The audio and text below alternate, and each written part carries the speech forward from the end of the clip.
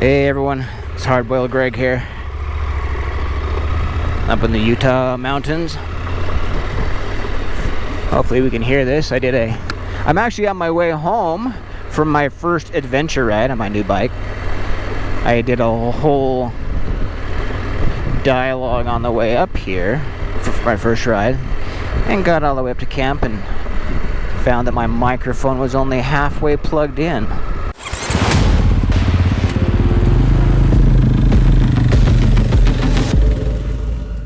Anyways, 4th of July weekend 2022. I am riding my new 2022 KTM 890 Adventure. It's a long story behind this one, but in the condensed format, in January of 2022, I went into the KTM dealership and put a deposit down on a 2022 KTM 390 Adventure. I'd had my eyes on the 390 Adventure for quite some time.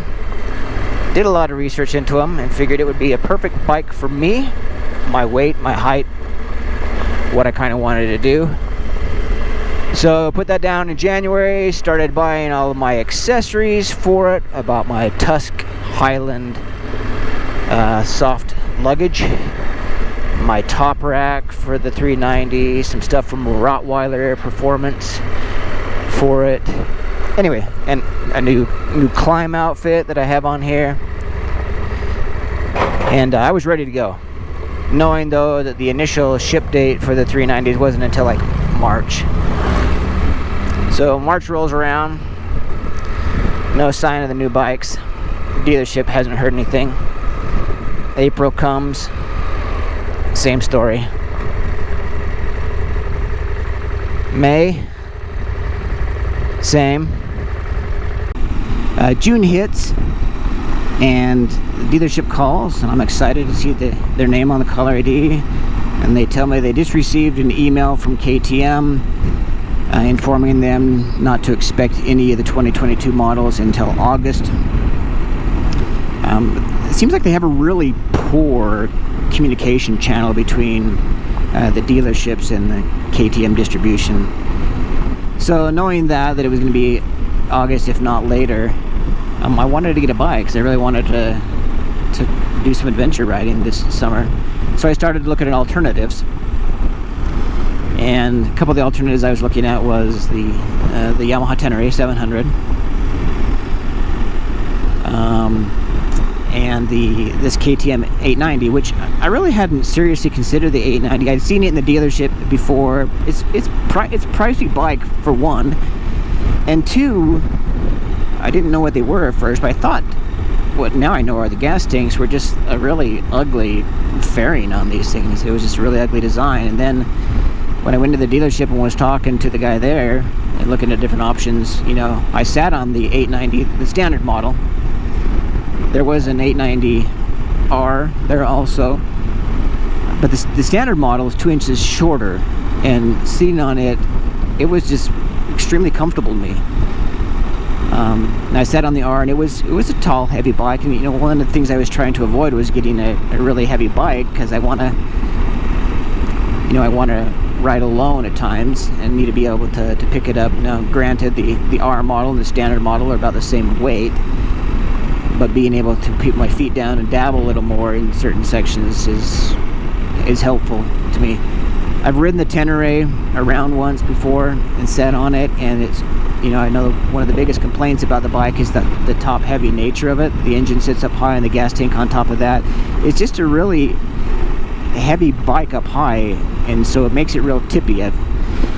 They did have the 890 I sat on in the dealership, but it was called for. It was the gray model. I really like the gray model in the 890. It's a really good looking bike. They said that they could get me an orange 890 by the end of June, or sometime in June. So I waited, and then I went to another dealership one day, I called them out of curiosity, and they actually said they had gotten an 890R and an 890 in a couple days previously and hadn't been expecting them. So I went in and looked at them, sat on both again, and I bought this. looking at what kind of my first modifications are needed. Of course, the skid plate that comes on this bike, just like the 390, is just that thin tin plate.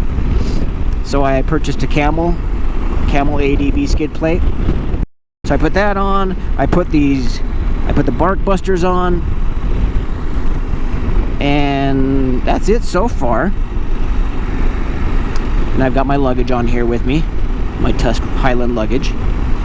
But so far I haven't driven it this weekend. Let's see, I'm at 373 miles in total. It had 1 mile on it when I bought it.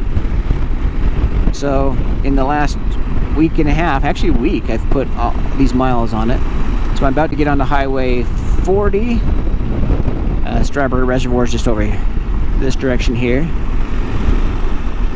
But I'm about to get on the highway here and make my way back to Heber City.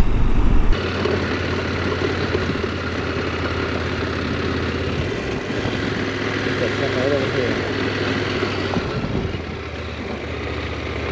Yep. There he is. Him and the dogs.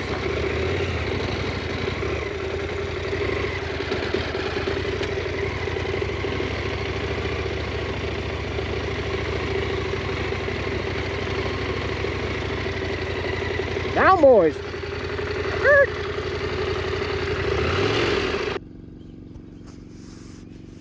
Made it to camp on the bike. Performed nicely. And I'm gonna go take a ride over towards Current Creek.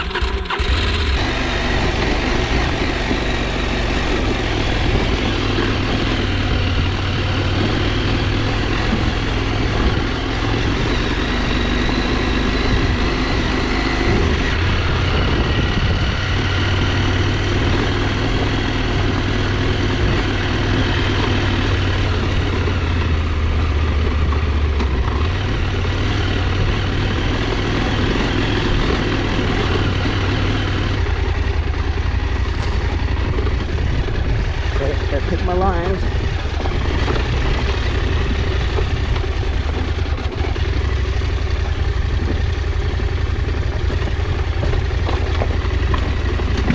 Whoa. That's a close one. Pretty rocky. Engine brake, the first gear doesn't slow this down a whole lot.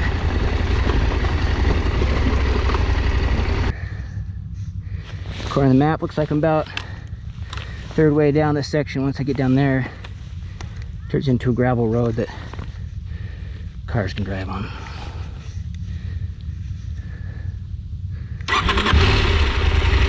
So, we just gotta make it down to there.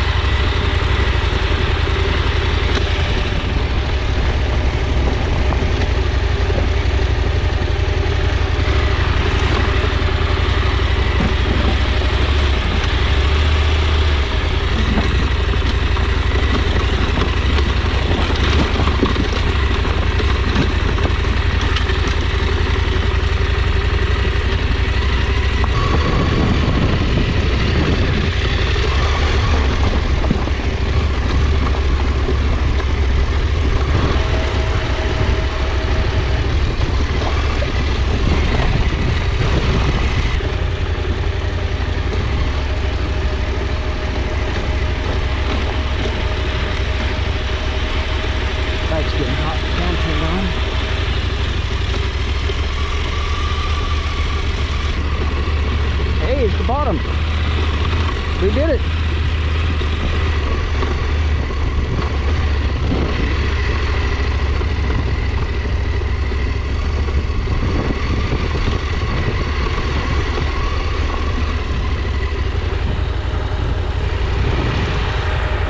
Oh, you can see it. There's Current Creek Lake down there. Beautiful little valley.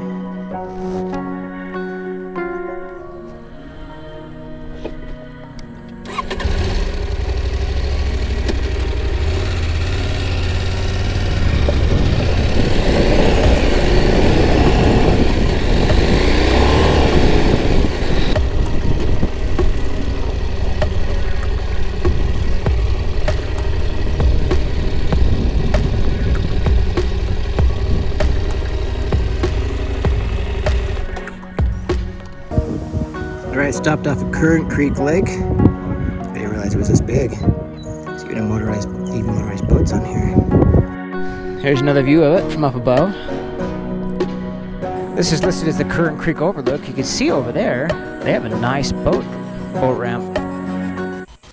I came from down that direction.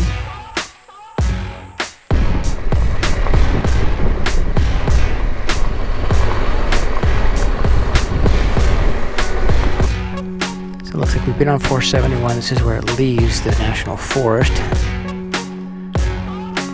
That direction is where Current Creek Reservoir was. All down through here is all fishing. There's been a couple anglers, and there's a couple of them down here I can see. So right after the sign that said leaving the Uinta National Forest, it turned to pavement. So now there's a nice twisty pavement road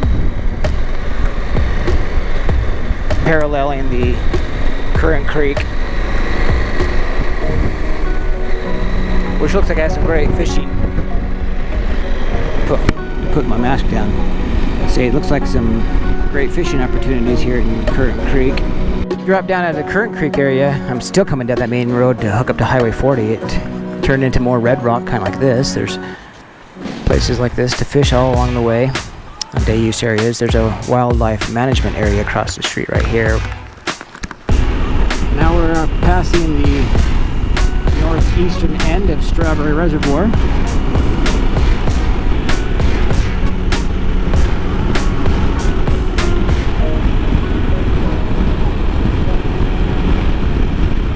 I'm cruising along nicely at 73 miles an hour. I've got a bogey on my 6. Coming in hot. Might have to engage the afterburners.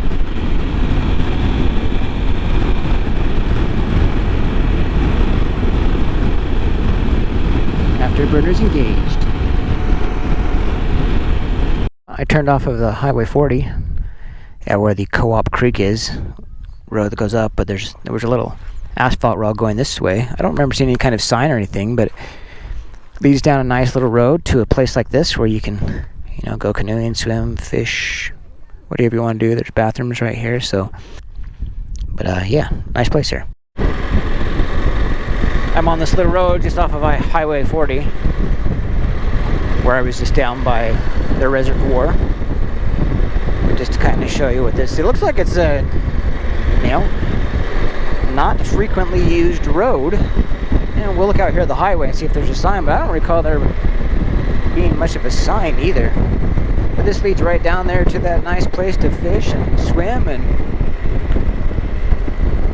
hang out. Okay, here we are back at the highway. There's a set of gates here, but like I said, no sign on that side. Just says no camping. That's all we've got here.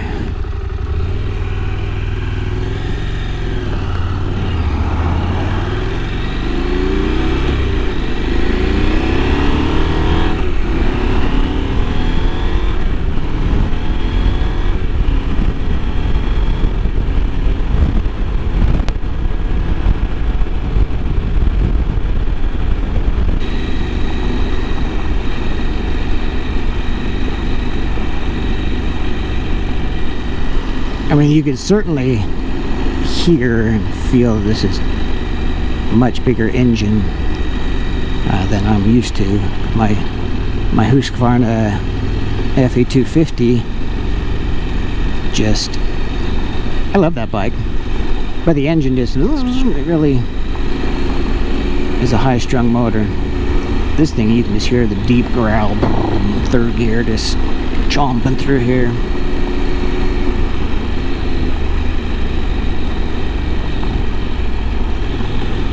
Feeling a little better on the bike now that I've been riding it for, gotta watch it here,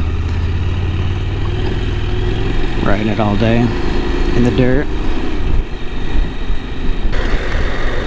Well, we're gonna go back up to camp here.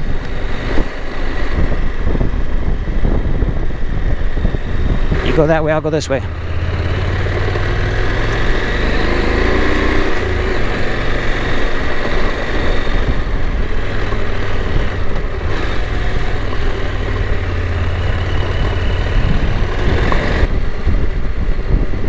I didn't remember to put it back into on-road mode with on-road ABS when I got back on the highway. Something I'm going to have to get used to. And I got some more of these little bikes. Those things are kind of popular up here. Not sure that that's so safe to have your kid on the handlebars like that. But who am I to judge?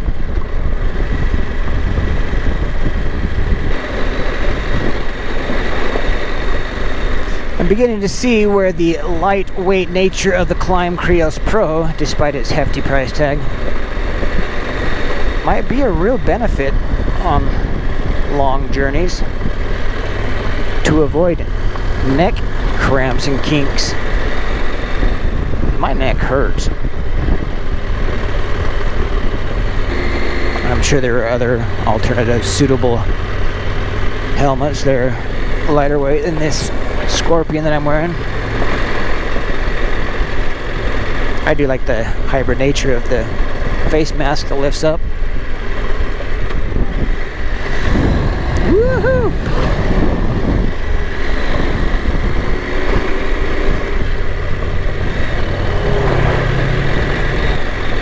I don't know, is it just me, or it just seems like a disproportionate number of side-by-side drivers I see up here are a bunch of rednecks. Maybe it's just me. Of course, then again, I do own a side-by-side, but I really haven't taken it anywhere yet. I would like to bring it up here.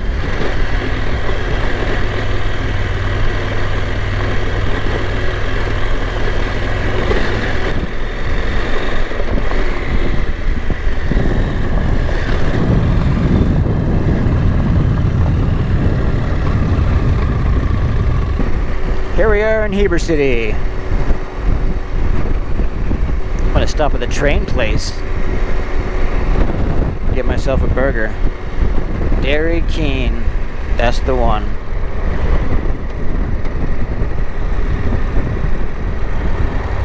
Here we are by Deer Creek. It's really windy today.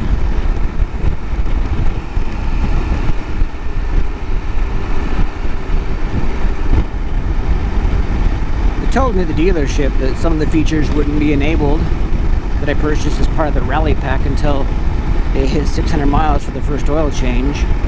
One of those features he had told me was the cruise control, albeit my cruise control is working fine. So cruise control's on.